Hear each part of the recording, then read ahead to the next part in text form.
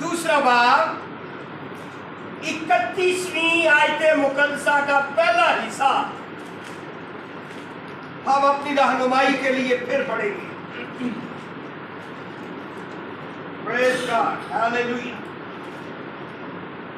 जी chairman साहब को मिल गया हवाला? अच्छा, एल्डर साहब पढ़ेंगे जी। यिर्मयाह दूसरा बाब 31वीं आयत का पहला हिस्सा मुबशर साहब पढ़ दी।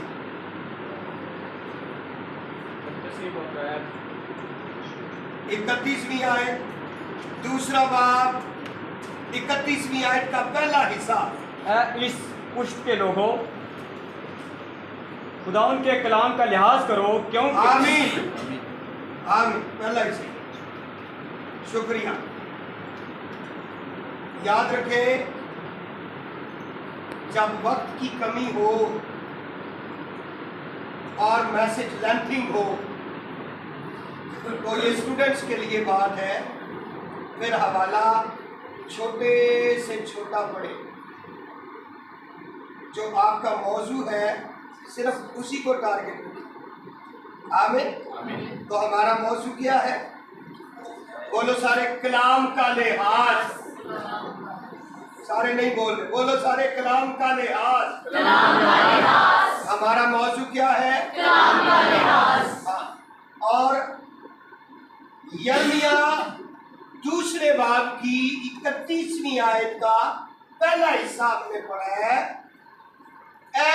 इस पुष्ट के लोगों, खुदावंद के कलाम का लिहाज करो। कलाम का लिहाज करना क्यों जरूरी है?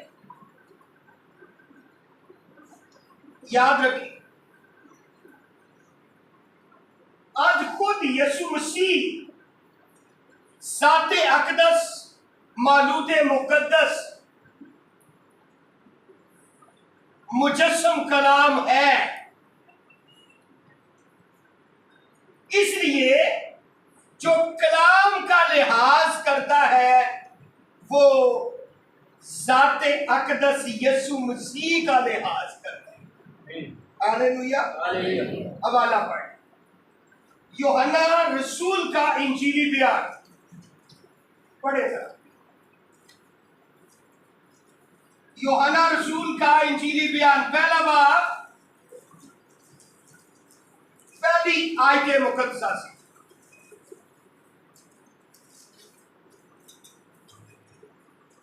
कलाम का लिहाज करो इस पुष्ट के लोगों। ठीक है, ये मेरे साथ बात हो रही है, ये आपके साथ बात हो रही है, ये जितने यहां मौजूद हैं उन सब के साथ बात हो रही है। इस पुष्ट के लोगों, खुदावंद के कलाम का क्यों? क्योंकि कलाम मेरा और आपका खुदा है। हालेलुया। मुजस्सम कलाम मेरे और आपके खुदा का इकलौता बेटा यीशु मसीह। हालेलुया जी। यूहन्ना रसूल का इंजीली बयान पहला बाब पहली आयत मुकद्दसा से सुने। लिखा, इब्तिदा में कलाम था। इब्तिदा में कलाम था। कलाम खुदा के साथ, इब्तिदा में कलाम, और कलाम खुदा के साथ, और कलाम खुदा का। यही इब्तिदा में खुदा के साथ था। सब चीजें उसके वसीला से पैदा हुई, और जो कुछ पैदा हुआ है उसमें से कोई चीज भी उसके बगैर पैदा नहीं। उसमें जिंदगी थी, और वो जिंदगी आदमियों का नूर थी, और नूर तारीकी में चमकता है, और तारीकी ने उसे कबूल ना किया। आप जरा 14वीं आयत को देखें। इसी में आगे आप घर जाके पढ़ेंगे, गौर करेंगे, ठीक है? और यहां सिर्फ 14वीं आयत को इसके साथ मिला ले। लिखा, और कलाम मुजस्सम हुआ और फज़्ल और सच्चाई मामूर होकर हमारे दरमियान रहा और हमने उसका ऐसा जलाल देखा जैसा बाप के इकलौते का जलाल। हालेलुया। इसलिए कलाम का क्या करो,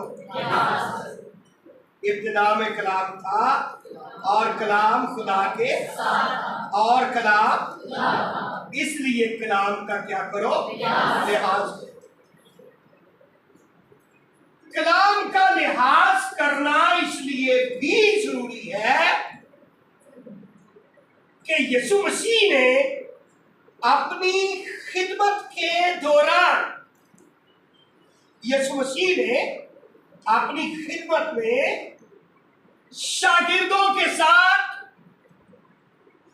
65% कम अज कम 65% जो वक्त है वो तालीम और कलाम या कलाम की तालीम में गुजारा और बाकी का 35% जो है 35% टाइम जो है वो खुदा ने अपने शागिर्दों के साथ दुआ और परस्तिश, यीशु मसीह ने अपने शागिर्दों के साथ दुआ और परस्तिश में वक्त गुजारा। ठीक है, अकेले बेशक सारी रात वो दुआ करते रहे, लेकिन शागिर्दों को उन्होंने जो टाइम दिया उसमें ज्यादा से ज्यादा वक्त कलाम की तरबियत में, कलाम की टीचिंग में यीशु मसीह ने गुजारा। इसकी वजह सुन ले, कलीसिया को निगलेक्ट करने की बात नहीं है, यहाँ कलीसिया को डिग्रेड करने वाली बात भी नहीं है। जरा सुने, जो शागिर्द होते हैं, जो सीख रहे होते हैं, उनको ज्यादा से ज्यादा कलाम मुकद्दस की टीचिंग देना इसलिए जरूरी है क्योंकि उन्होंने दुनिया में जाना है और मसीह की गवाही देनी। Hallelujah, hallelujah. आप जरा गौर कर लें, ओवरऑल जिन लोगों को यीशु मसीह ने कलाम सुनाया, बड़ी भीड़ नजर आती है। ठीक है, 5,000 की भीड़, 4,000 की भीड़, हजार की भीड़ हमें नजर आती है। ठीक है, लेकिन दुनिया में जो गवाही लेकर गए वो, हालेलुया, पहले कितने थे? 12। कितने थे? 12 और फिर 120। आप जरा गौर कर लें, कलाम मुकद्दस की तालीम और तरबियत को यीशु मसीह ने किस कदर अहमियत दी। इसलिए मैंने आपके लिए यह हवाला पढ़ा है, ऐ इस पुश्त के लोगों, खुदाबंद के कलाम का लिहाज करो। और याद रखें, बगैर कलाम को जाने, बगैर कलाम को पढ़े, बगैर कलाम को सीखे, आपकी दुआएं अकॉर्डिंग टू बाइबल नहीं हो सकती। आप रॉन्ग थियोलॉजी का शिकार हो जाएंगे, आप बिब्लिकल डॉक्ट्राइन से दूर चले जाएंगे, आप गैर बाइबली तरीकों में फंस जाएंगे और गैर बाइबली तरीके अपना के आप बहुत से लोगों के लिए जहालत का बायस बन जाएंगे। इसलिए जरूरी है कलाम पर तवज्जो करना। इस पुश्त के लोगों, खुदावंद के कलाम का लिहाज करो, मतलब इस पर तवज्जो करो। लिहाज करो मतलब इसे देखो, इसे सुनो, इसे लिसन करो। जब तक आप सुनोगे नहीं तब तक समझ में नहीं आए। इसलिए सुनना जरूरी है, सुनना जरूरी। कलाम जब आप सुनते जाएंगे, सुन लीजिए, आप जितने मर्जी गीत गा लें, जितने मर्जी बेहतरीन साज बजा लें, आपके अंदर उस हद तक ईमान, मैं ये नहीं कह रहा कि ये बातें गलत है, परस्तिश करना जरूरी है, इबादत का ये खास जुज है, परस्तिश करना जरूरी है भाई, बगैर परस्तिश के इबादत है ही नहीं। इबादत बेसिकली है ही परस्तिश का नाम। इबादत में, परस्तिश में साज बजाना और भी उम्दा बात। इबादत के दौरान दुआएं करना, अकेले दुआएं करना, रातों को उठ उठ के दुआएं करना, रातों के हर पहर से पहले, रात के हर पहर से पहले उठ के दुआ करना, अकेले, खानदान के साथ, जमायत के साथ दुआ करना बेहतरीन अमल है, बेहतरीन अमल है। मैं कह रहा हूं बेहतरीन अमल है, लेकिन जहां पर आपके ईमान की बात है वहां पर आप सुन लीजिए, लिखा है ईमान पैदा होता है सुनने से। ईमान पैदा होता है जी, और सुनना मसीह के। इसलिए कलाम पर तवज्जो करना, कलाम को लिसन करना, सुनना, कलाम का लिहाज करना। कलाम का लिहाज करना मतलब कलाम को सुनना, ये जरूरी। इससे ईमान पैदा होगा, इससे शिफाएं सादिर हो। ज़बूर नबीस कहता नहीं, वो अपना कलाम नाजिल फरमा कर क्या करता है, शिफा बख्शता है। वो अपना कलाम नाजिल करके शिफा बख्शता। कलाम का लिहाज करना मेरे बच्चों इसलिए भी जरूरी है क्योंकि कलाम जब तक दिल में नहीं बसेगा, दिल में नहीं रहेगा, दिल में रखा नहीं जाएगा, तब तक बंदा गुनाह से बाज नहीं रह सकता। बड़ी माजरत के साथ मैंने गैर जुबाने बोलने वालों को गालियां देते हुए सुना। वो चर्च के अंदर गैर जुबान बोल रहे होते माफी के साथ, लेकिन बाहर कुछ और भी बोल रहे होते। मैंने दुआ करने वालों को लानतें देते हुए भी सुना, और ये कहते हुए सुना, अच्छा इन्हें साढ़े ना मुंह बटिया है, साढ़े ना इन्हें अख भैड़ी की है, इन्हें पता लग जाएगा, है ना। उस दिन बाबे की बात नहीं सुनी आप, अंकल जी की? वो कहते हैं बस 5 दिन मैं दुआ करूंगा इसके लिए, रात को उठ के, है 5 दिन क्या करूंगा मैं, दुआ करूंगा, इन्हें पता लग जाएगा। मैंने कहा बाबा जी कलाम भी पढ़ा है,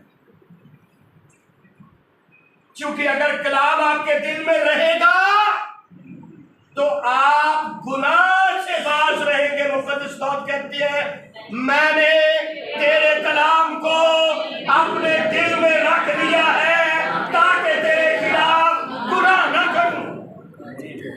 कलाम दिल में होगा तो हम गुनाह से महफूज हैं।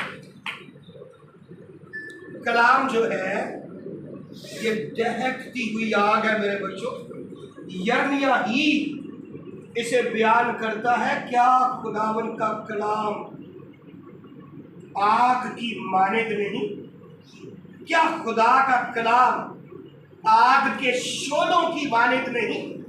सो जहां कलाम होगा वहां पे दुश्मन नहीं आएगा। हालेलुया। आप अंदाजा करके देख ले मेरे बच्चों, एक तरफ है 6000 बदरूहों का लश्कर। मुजस्सम कलाम कौन? यीशु।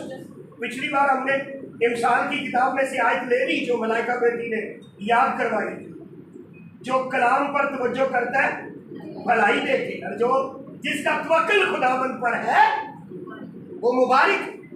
सुने, मुजस्सम कलाम है यीशु, और यर्मिया कहता है क्या खुदा का कलाम आग के शोलों की मानिद नहीं?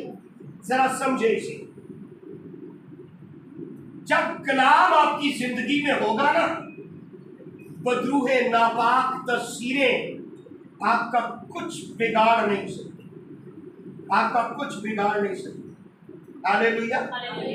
कलाम अंदर होगा, कलाम अंदर होगा तो फिर मेरे बच्चों हमें कुछ ज्यादा स्ट्रगल नहीं करनी पड़ेगी, क्योंकि अंदर कलाम है। हम कलाम का लिहाज करने वाले हैं। हम कलाम का लिहाज करने वाले। जब खुदा का कलाम दहकती हुई आग हमारे अंदर होगा, फिर हम जुर्रतमंदाना फैसले करेंगे। फिर ऐसा नहीं होगा कि कटन बदरू जाइए तो निकल आप ही जाइए, है ना। कटन कोई जाए बदरू ते निकल आप ही जाए, ये कह के चलो फिर ये नहीं जाती थे मैं ही निकल जाता फिर, ठीक है ना। जब कलाम अंदर होगा तो उसे पता होगा शैतान है पांव के नीचे। हालेलुया। वो समझेगा सलीब पर जान दे के मेरे और आपके यीशु ने इसे कुचल के रख दिया। उसने खोपड़ी की जगह पर, हालेलुया, उसने खोपड़ी की जगह पर, कोहे गुलगता खोपड़ी की जगह, लातीनी में कैलवरी खोपड़ी की जगह, खोपड़ी की जगह पर उसकी खोपड़ी रख के, जिसकी खोपड़ी में हमारी बर्बादी के मंसूबे बसे हुए थे। हालेलुया। मुजस्सम कलाम ने उसकी खोपड़ी को खोपड़ी की जगह पे रख के कुचल के रख दिया। हालेलुया। मेरा और आपका यीशु मुजस्सम कलाम। अब जरा गौर कर ले, कफरनहूम का कब्रिस्तान है, एक तरफ ऐसा शख्स है जिसमें 6000 बदरूहों का लश्कर। यीशु ने जो नाम पूछा ना, कब्रिस्तान में बदरू गिरफ्तार बंदे से है, उसके अंदर जो बदरुएं थे उनसे पूछा तेरा नाम क्या है, तो जवाब क्या आया, मेरा नाम लश्कर है। क्या था मेरा नाम? हाँ, लश्कर। ग्रीक में इस जगह पर लफ्ज लश्कर के लिए जो तर्जुमा किया गया है उसका मतलब है 6000 बदरूहों का लश्कर। 6000 बदरू। आप जरा समझो, एक तरफ है 6000 बदरूहे, 6000 बदरूहों का लश्कर, और एक तरफ अकेला मुजस्सम कलाम मेरा और आपका महबूब यीशु। हालेलुया। जरा अंडरस्टैंड करें कैसे वो कांप रहे। ये सूरत हाल है, और कांप कांप के कह रहा है, ऐ यीशु, खुदा ताला के कुद्दूस बेटे, क्या तू वक्त से पहले हमें अजाब में डालने के लिए आ गया? उसे अपने अंजाम का भी पता है। क्यों?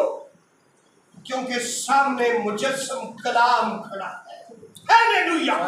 इसलिए कहा गया कलाम का है, इस पुष्ट के लोगों, खुदावन के कलाम का, कलाम के सामने बदरूहें ठहर नहीं सकती, कलाम के सामने शैतान ठहर नहीं सकता। जब कलाम की रियल टीचिंग मिलेगी, फिर हमें बाइबल मुकद्दस के अंदर से गैर बाइबली तरीके नहीं निकालने पड़ेंगे। आमीन। हालेलुया। हालेलुया। जब कलाम मेरे बच्चों अंदर होगा ना, फिर हम रूहों का इम्तियाज कर सकेंगे। इस पुष्ट के लोगों, खुदावंद के कलाम का क्या करो? लिहाज। जब कलाम अंदर होगा ना, तब कलाम का लिहाज करना आ जाएगा, हमें सुनना आ जाएगा। हम जो कुछ सुनते हैं, जो टीचिंग लेते हैं, हमें पता चल जाएगा कहीं ये रॉन्ग टीचिंग तो नहीं, ये रॉन्ग नंबर तो नहीं। जरा समझ लिखा है, हर एक रूह का यकीन ना करो। बच्चों, हर एक रूह का यकीन, बल्कि रूहों को आजमाओ कि वो खुदा की तरफ से है या नहीं। खुदा की तरफ से है या तो रूहों का इम्तियाज कैसे आएगा? रूहों के इम्तियाज से मुराद मेरा या आपका इम्तियाज नहीं।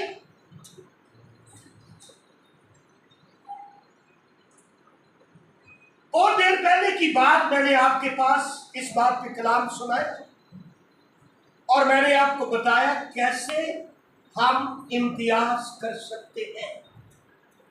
जब कलाम अंदर नहीं ना होगा, इम्तियाज करना मुश्किल हो जाएगा, क्योंकि बैनर्स तो एक ही जैसे लगे। 3 रोजा बशारती कन्वेंशन है, 1 रोजा बशारती शफाया कन्वेंशन। आप जरा गौर करें, बाईं तरफ भी बैनर वही लगा हुआ है, दाईं तरफ भी वही लगा हुआ है। पहचान कैसे करो? जब तक कलाम अंदर नहीं होगा, जब तक कलाम सीखेंगे नहीं, जब तक कलाम सुनेंगे नहीं, तब तक मेरे बच्चों कैसे इम्तियाज कर सकते? मैं मिसाल देता हूं, उस वक्त भी सुनाए, शायद भूल गई हो, फिर सुन। एक होती है गिद्ध और एक होता है ओकाब। क्या कभी आपने औकाब और गिद्ध को आसमान पे उड़ते हुए देखा? बुलंदियों पे उड़ते हुए देखा? गिद्ध और औकाब। अब गिद्ध और औकाब में फर्क क्या है? सुने मेरे बच्चों, सुने। गिद्ध जो होती है वो हमेशा किसी के शिकार पर झपटती है और मुर्दा शिकार खाती है, किसी का मारा हुआ। वो कहते हैं ना, शेरानियां मारा मारिया गिदड़ भी पहचानते हैं। अब गिद्ध की ये पहचान है कि वो किसी का मारा हुआ शिकार खाती है और अपना भी पेट पाल लेती है, अपने बच्चों का भी।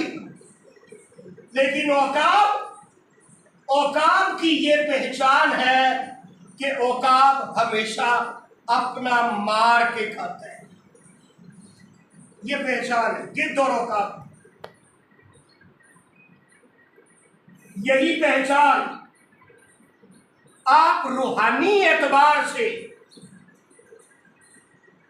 अपनी सोसाइटी के अंदर, अपने कुर्बो जवार में इस अमल को दोहरा के आप देख सकते हैं कि कौन सा ईमानदार गिद्ध ईमानदार है, गिद्ध की तरह का किरदार रखता है, और कौन सा ईमानदार जो है वो औकाब की तरह का किरदार रखता है। और ये पहचान होगी कैसे? जब हमारे अंदर कलाम का लिहाज मौजूद। हालेलुया। इसलिए मेरे बच्चों, कलीसिया के अंदर रहते हुए, कलीसिया चूंकि मसीह का बदन है, इसलिए कलीसिया के अंदर रहते हुए कलाम का लिहाज करना बड़ा जरूरी है। पिछली बार हमने एंड यहाँ पे किया था कि बल्कि नहीं, शुरू किया था पासबान से लेके चर्च कमेटी से चर्च यूथ, और चर्च यूथ से चर्च इंतजामिया, और चर्च इंतजामिया से लेके ओवरऑल सारे चर्च मेंबरान, जिसके अंदर कलाम का लिहाज होगा, खुदा उसको बरकतों पर बरकत देता है। हालेलुया।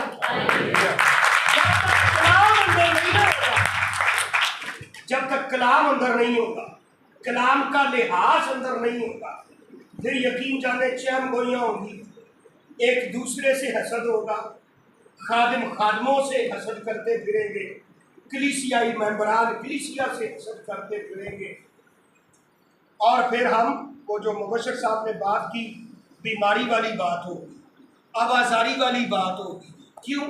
क्योंकि अंदर कलाम है ही नहीं। जब कलाम होगा तो एक दूसरे की बर्दाश्त भी होगी ना, ठीक है। जब कलाम होगा फिर हम मुस्कुरा के कहेंगे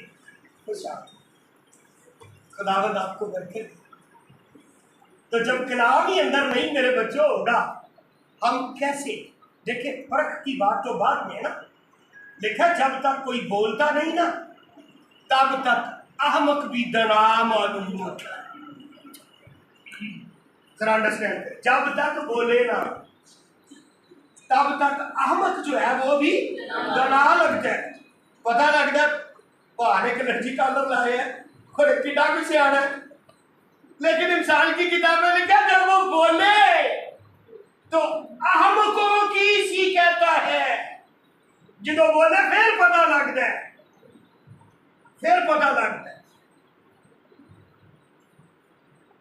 कि असल है की है। वो तो बस एंड सेंट ईमानदार आने लाए ने, है ना। एंड सेंट की क्या एक्टिंग शैक्टिंग जड़ी है ना, ए बाबा ईमानदार आनी है, अंदरों बेवकूफी है ना। अंदरों से आना सुना कोई नहीं, अंदरों बस आ भी लाए हैं। तो इसलिए सुनना बड़ा जरूरी है, तब लिहाज भी कर सकेंगे और इम्तियाज भी कर सकेंगे। इम्तियाज के लिए आपको खुद कलाम का डीपर स्टूडेंट और डीपर टीचर होना बड़ा जरूरी है। Hallelujah, hallelujah, hallelujah. थोड़ा सा आगे बढ़ते हैं। इंतहाई खूबसूरत बातें हिजकिय्याह नबी की मार्फत खुदावंद का कलाम निकाले। Praise God, Hallelujah। कलाम का लिहाज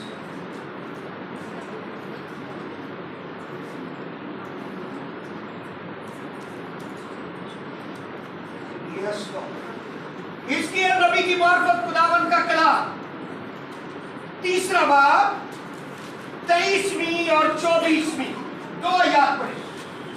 बाकी सुनील से पढ़ने में रहनुमाई कर दी। हिजकिय्याह नबी की मार्फत खुदावंद का कलाम, तीसरा बाब 23वीं और 24वीं 2 आयत पढ़ दे।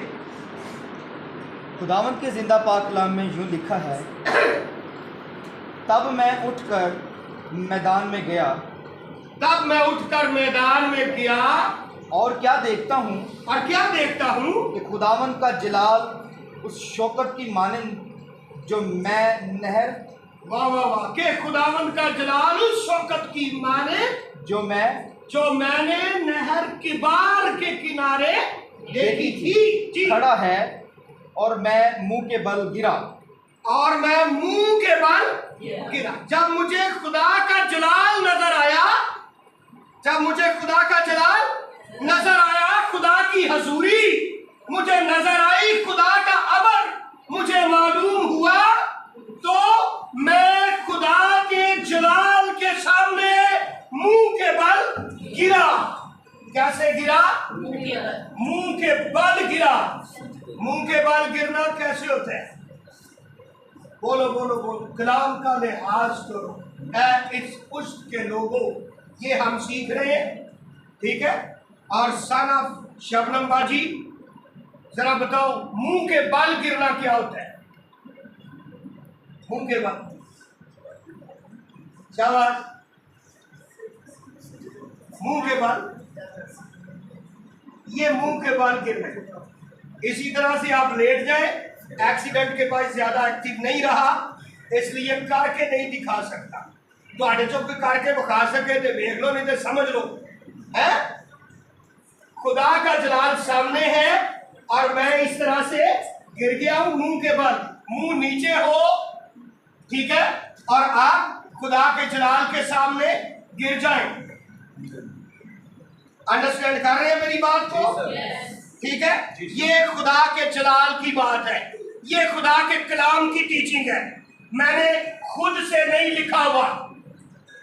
हिजकिय्याह नबी मुझसे पहले है, ठीक है, और मैं याद करता हूं अपने बुजुर्गों को, बुजुर्ग मुबशर अल्लाह गिद्दा से लेके बुजुर्ग इकबाल मसीह सहोदरा, लाला जी, भाई याकूब और दीगर खुदा के अजीम खुदा जिन्होंने मेरे साथ मिलकर इस कलीसिया के अंदर मेहनत की, और बुजुर्ग बिशप सिराज साहब जिन्होंने इस कलीसिया की बुनियाद रखी खुदा के कलाम की तालीम के ऐन मुताबिक, और जैसा कुछ उन्होंने मुझे सिखाया, मुझे समझाया, मुझे बताया, उसी ईमान की बुनियाद की बात मैं कर रहा हूं। इसलिए कहता हूं, इस पुष्ट के लोगों, खुदावंद के कलाम का तो खुदा का कलाम ये कह रहे हैं, खुदा का जलाल सामने है और मैं मुंह के बल गिरा। आगे बढ़े सर। तब रूह मुझ में दाखिल हुई और उसने मुझे मेरे पांव पर खड़ा किया, और मुझसे हम कलाम होकर फरमाया कि अपने घर जाओ और दरवाजा बंद करके अंदर बैठ रहे। अंदर बैठ रहे। खुदा की रूह जब मुझ में दाखिल हुई तो उसने मुझे क्या किया मेरे बच्चों? पांव पर खड़ा किया। मुझे पांव पर उसने खड़ा किया। ये मैं माजरत के साथ ये पैगाम पिछले इतवार वाला है, ठीक है, कि यारी पहले की हुई है, खुदा के रूह की तरफ से ये खास पैगाम है। मैं चाहता था कि पिछले इतवार इसे कंप्लीट कर दूं, लेकिन मुझे अफसोस हुआ क्योंकि हमने आगे भी पहुंचना था एक मेमोरियल सर्विस पे, इसलिए हम पैगाम पूरा नहीं कर पाए। और मैंने बुजुर्ग एल्डर साहब से झिड़कियां भी सुनी, और बुजुर्ग एल्डर साहब जब मुझे झिड़कते हैं ना, तो यकीन जाने मुझे इन बुजुर्गों का झिड़कना ऐसे ही लगता है जैसे मेरा खुदा किसी बात पे मुझे डांट रहे। आप यकीन जाने, क्योंकि ये कलाम की बात करती। और एल्डर साहब ने कहा, पादरी साहब सानू तुसी झुंगे च रखे है, जो तुसी आते हो भजते कलाम सुना के निकल जाते हो। तो मैंने माजरत की, मैंने कहा पैगाम सारा लिखा हुआ है, ऐसा ही हुआ था जी, लेकिन आज मैं थोड़े से थोड़ा सुना के इसलिए जा रहा हूं क्योंकि हमने आगे मेमोरियल सर्विस पे पहुंचे। कई बार जब खुदा बात कर रहा होता है तो कुछ लोगों को ऐसा लगता है जैसे पादरी मुझे टारगेट कर रहे हैं। बिलखसूस टीचर का सही बात बता, जो ओहदेदार है उनको लगता है पादरी सानू जड़ा ना एने सानू लाते करा बैठे। शुक्रिया। पता है क्या होता है, जब मेरे बच्चों आपको कलाम की समझ आ रही होती है ना, तभी तो ये पता लगता है कि लग रहा है। अगर कलाम ना लगे, शुक्रिया, मैंने थोड़ा ही डाल शुक्रिया। अगर कलाम पुत्र ना लगेगा ना, तो फिर गुनाह की स्योंक लग जाएगी। ये खतरनाक है। हालेलुया। इसलिए कलाम को तरजीह देना, कलाम पर तवज्जो करना, कलाम का लिहाज करना बड़ा जरूरी है। कलाम का लिहाज। तो यहाँ पर खुदा का जलाल, हिजकिय्याह कहते हैं जब मैंने जलाल देखा तो मैं मुंह के बल गिरा, ना के पीछे की तरफ गिरा। लिहाजा इसे समझे और खुदा के कलाम को दिल में जगह दे।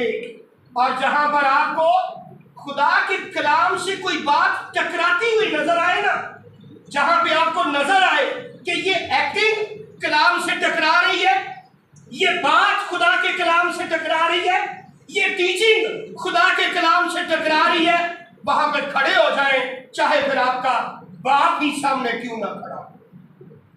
जब कलाम से कोई बात टकरा करे और कलाम से टकराने की कोशिश करे, उस वक्त आपका फर्ज बनता है आप खड़े हो जाए और कहे जनाब ये रॉन्ग टीचिंग है, ये दुरुस्त टीचिंग नहीं है। जब आप खड़े हो जाएंगे खुदा आपको बरकत देगा। हालेलुया।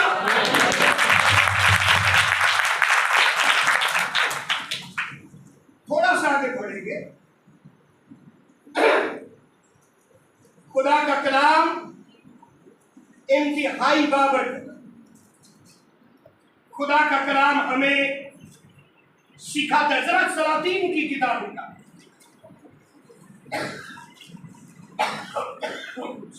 कलाम का लिहाज करो। सलातीन की पहली किताब 8वां बाब 11वीं आयत। स्टूडेंट्स में से कोई पढ़े? Praise God. लिखा है, सो काहिन उस अबर के सबब से खिदमत के लिए खड़े ना हो सके, इसलिए कि खुदावंद का गढ़ उसके जलाल से बढ़ गया था। आमीन आमीन। Thank you very much. आप 10वीं आयत से भी इसे पढ़ सकते हैं, यह पूरा बाब भी आप पढ़ सकते हैं। सिनेरियो ये है, खुदा का घर है। हम कहाँ पे है? खुदा के घर में। हालेलुया। चले मैं 10वीं से जरा फिर दोहराता हूँ। बेटी ने बड़ा खूबसूरत पढ़ा, सुन लीजिए। फिर ऐसा हुआ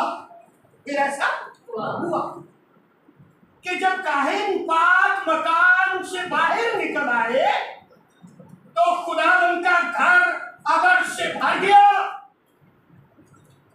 और बेटी आसन ने हमारे लिए पढ़ा, सो काहिन उस अबर के सबब से खिदमत के लिए खड़े ना हो सके, इसलिए कि खुदावंद का घर उसके जलाल से भर गया था। गौरतलब बात है, इस पुष्ट के लोगों खुदा के कलाम का लिहाज करो। मतलब है इस पुष्ट के लोगों खुदा का कलाम सुनो। खुदा के, अगर आप इसे इंग्लिश में पढ़े ना तो इसका मतलब यही निकलेगा कि कलाम को सुनो। ठीक है? Listen to the word of God या मैसेजेस ऑफ द गॉड। आप खुदा का कलाम सुने। कलाम क्या कह रहा है? कलाम कहता है जब खुदा का घर उसके अबर से भर जाए, खुदा का घर उसके अबर से मामूर हो जाए, तो अबर के सबब से यहां लिखा है काहिन, खिदमत करने वाले, खुदाम खिदमत के लिए खड़े नहीं रह सके, नहीं हो सके, खिदमत के लिए खड़े ना हो सके। कौन? काहिन। मैं हैरान होता हूं, काहिन अपनी जगह स्टिल खड़ा होता है, स्टक होता है, और जो अबर को फील कर रहे होते हैं वो बेचारे कोई इस तरफ गिर रहा होता है, कोई उस तरफ गिर रहा होता है, कोई पीछे गिर रहा होता है। पहली बात हमने सीखी, जब अबर की बात हो, जलाल की बात हो, तो गिरना धूम के बाद है। पूरी बाइबल भरी पड़ी। ओके? जब खुदा के जलाल की, अबर की बात उसके घर के अंदर हो, बियाबान में, नहर किबार के किनारे, नदी किनारे, आप बाहर दुआ के लिए गए हो, जलाल देखे, मुंह के बाल उसके हजूर में गिर जाए, उसे सिजदा। हालेलुया। और जब खुदा के घर के अंदर हो तब खिदमत के लिए आप खड़े नहीं हो सके जब अबर आए, क्योंकि अबर आपसे ट्रांसफर हो। हालेलुया। आगे बढ़े। तवारीख की दूसरी किताब, तवारीख की दूसरी किताब 5वां बाब 14वीं आयत, 5वां बाब 14वीं आयत। तवारीख की दूसरी किताब 5वां बाब 14वीं आयत, 14वीं आयत। बेटी नहमिया बुलंद आवाज से पढ़ दे।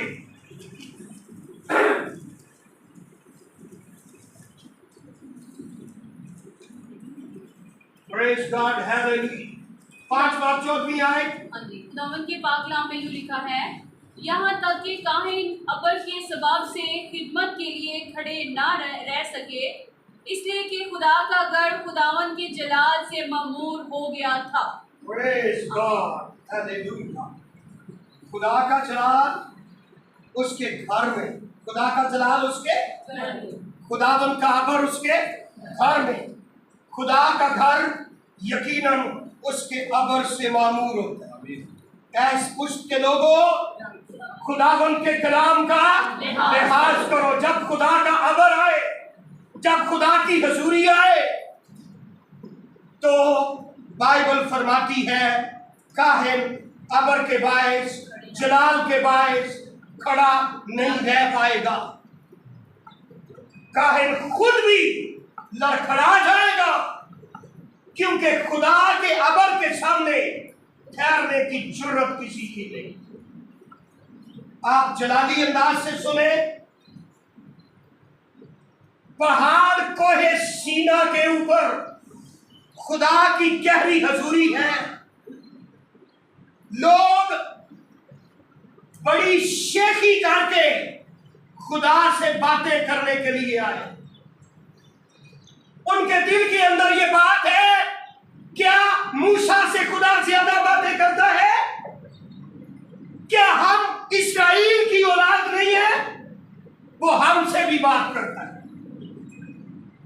हम उसकी बात सुनेंगे। लेकिन हुआ क्या, जब वो नजदीक आए, उन्होंने खुदा का उतार देखा। Praise God. खुदा कोहे सीना पर जैसे ही उतरा, पहाड़ कांप रहा था जोर जोर से, पहाड़ हिल रहा था और आग और धुएं के बादल उस पर थे, और पहाड़ के अंदर से भी धुआं निकल रहा था। सुने जरा, ये देखकर सारे लोग कांप गए और कहते हैं, मूसा तू ही हमसे बात किया कर, तू ही हमसे बात कर। ऐसे पुष्ट के लोगों, खुदावंद के कलाम का उससे सुनकर जो पैगाम हम तुम्हें देते हैं वो ये है कि खुदा के बेटे में जिंदगी है। हालेलुया। उसमें जिंदगी है, और वो जिंदगी, हालेलुया, वो इटर्नल लाइफ, वो हमेशा की जिंदगी है। उस हमेशा की जिंदगी को पाने के लिए कलाम को लिसन करना जरूरी है, कलाम का लिहाज करना, कलाम को सुनना, कलाम को दिल में रखना। जब मेरे बच्चों कलाम दिल में होगा ना, याद रखो, कलाम का लिहाज करना क्यों जरूरी। आखिरी बात सुनो, कलाम एक सीड है, कलाम एक बीज है, बीज जो बोया जाता है। और ये बोया कहाँ जाता है? दिल में। ये कलाम कहाँ बोया जाता है? हाँ, कलाम, खुदा का कलाम, जिसे हमने लिसन करना है, जिसे हमने सुनना है, जिसका हमने लिहाज करना है।